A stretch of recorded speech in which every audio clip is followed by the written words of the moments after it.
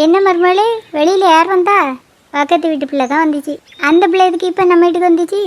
அந்த பிள்ளைக்கு ஒரு கிண்ணம் குழம்பு வேணுமா, அதான் கிண்ணத்தை கொண்டு வந்துச்சு. நான் மீன் குழம்பு வைக்க ஆரம்பித்தா போதும், உடனே கிண்ணத்தை கொண்டு வந்துடும். இப்போ அந்த பிள்ளை எங்கே? குழம்பு என்ன ரெடி ஆகலைல்ல, அதான் குழம்பு என்ன ரெடி ஆகலைன்னு சொன்னேன். அவங்க வீட்டுக்கு போய்ட்டு ஒரு அரை மணி நேரம் கழித்து வரேன்னு சொல்லிட்டு போயிருக்கா. இதுக்கு தான் மருமகளே என்றைக்கும் மீன் குழம்பு நான் வைக்கேன்னு சொல்கிறது. நான் இன்னும் குழம்பே வைக்கலை, அதுக்குள்ளே அந்த பிள்ளை கிண்ணத்தை கொண்டு வந்திருக்கு. எல்லாமே என் கைப்பக்கம் தான். இப்போ கூட பாரு, அடுப்பில் குழம்பு வச்சுட்டு சட்டியை நல்லா மூடி வச்சுட்டு தான் வந்திருக்கேன்.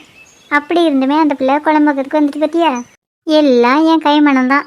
அப்படியாத்த, எனக்கு தெரியாத.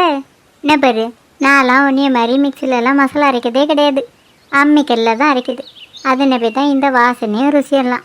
அப்படின்னா நீங்கள் வைக்கிற குழம்பு டேஸ்ட்டாக இருக்குங்கிறதுனால தான் அவிய வரவன்னு நினச்சிட்டு இருக்கீங்களோ? வேறு என்ன காரணமாக இருக்க முடியும்? நேற்றைக்கு கூட அந்த பிள்ளை வீட்டில் மீன் குழம்பு தான் வச்சாவ. அப்படி இருந்துமே அவள் இன்றைக்கி கிண்ணத்தை கொண்டு வந்தானே, அதுக்கு என்ன அர்த்தம்? நான் வச்சு கொடுக்குற குழம்பு ருசியாக இருக்குன்னு போய் தானே கொண்டு வந்திருக்கா. அதெல்லாம் ஒன்றும் காரணம் இல்லைத்த. அவிய வீட்டு ஜிம்மிக்கு மீன் குழம்பு இல்லாமல் சாப்பாடு உள்ளே போக மாட்டேக்கான்.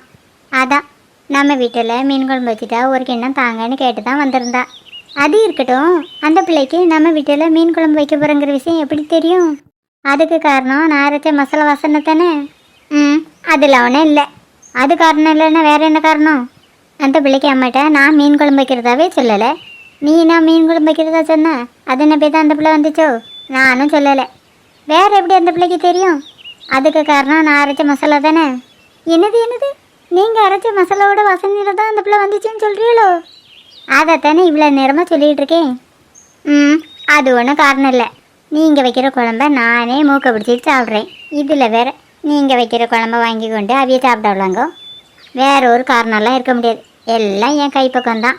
நம்ம வீட்டில் மீன் குழம்பு வைக்கிறங்கிற விஷயத்த நானும் நீங்கள போய் சொல்லணும் அவசியம் இல்லை. நீங்கள் காலையில் மீன் வாங்கும்போதில் காட்டு கற்று கத்திவில்ல, அதை வச்சு அவைய கண்டுபிடிச்சிடுவாவ. மீன் கொண்டு வந்தால் சத்தம் கட்டாமல் வாங்கணும். அதை விட்டுவிட்டு 10 ரூபா குறை 20 ரூபா குறைன்னு காட்டு கற்று கத்தினேன்னா அவள் தங்க விற்கிற விலைக்கு மீன் விலையை சொல்லுவாள். நான் அப்படியே கொடுத்து வாங்கணுமோ? நான் அவகிட்ட மீன் விலையை கேட்க முடிச்சலே, அவள் குறைச்சி சொன்னான்னைக்கு நான் எதுக்கு அவகிட்ட பேரெல்லாம் பேச போகிறேன்? இனிமேலாம் அவகிட்ட மீனே வாங்கக்கூடாது. ஏன்னா காட்டு கற்று விலை கற்றுக்க பார்த்தியா?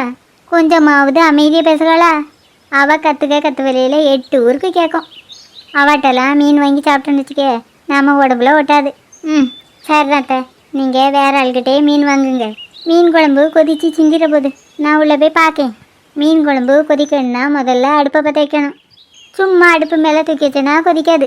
அச்சோ, அப்போ அடுப்பு பற்ற வைக்காம வந்தேன். இதை முதல்ல சொல்லக்கூடாதான் மருமகளே. நான் தான் உங்ககிட்ட அந்த பிள்ளை கூப்பிட வர்றதுக்கு முந்தையே சொல்லிட்டு தானே போனேத்த. சொன்னிய மருமகளே, நான் அதை கவனிக்காமல் இருந்திருக்கேன்.